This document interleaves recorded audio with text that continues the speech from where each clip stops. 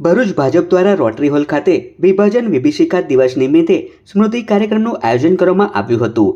દેશના ભાગલા સમયે અસહ્ય યાતનાઓ ભોગવનારા અને પ્રાણ ગુમાવનારા લાખો નિર્દોષ નાગરિકોને ભાવપૂર્ણ અંજલિ અર્પણ કરાઈ હતી। આ કાર્યક્રમમાં મુખ્ય વક્તા તરીકે ઉપસ્થિત ગુજરાત પ્રદેશ ભાજપા મહામંત્રી ડોક્ટર પ્રશાંત કોરાટે વિભાજનની દર્દનાક ક્ષણો અને તેના ઐતિહાસિક સંદર્ભો વાગોળ્યા હતા। ભારતના ભાગલા વખતે થયેલી હિજરત, હિંસા અને અસંખ્ય લોકોની પીડા તથા બલિદાનને યાદ કરવામાં આવ્યું હતું।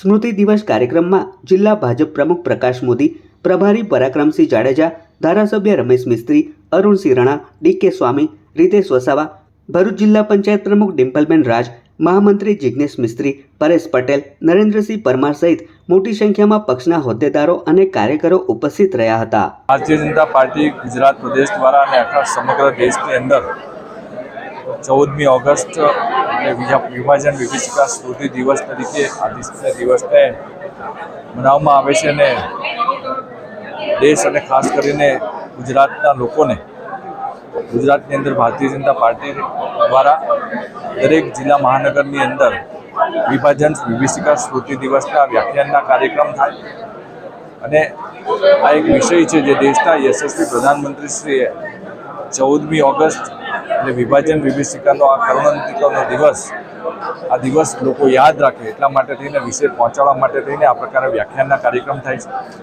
ત્યારે ભરૂચ જિલ્લાની અંદર પણ ભારતીય જનતા પાર્ટી દ્વારા અમારા અહીંના અધ્યક્ષ ભાઈ શ્રી પ્રકાશભાઈના નેતૃત્વમાં આજે વિભાજન વિભીષિકા સ્મૃતિ દિવસના કાર્યક્રમનું આયોજન કરવામાં આવ્યું છે।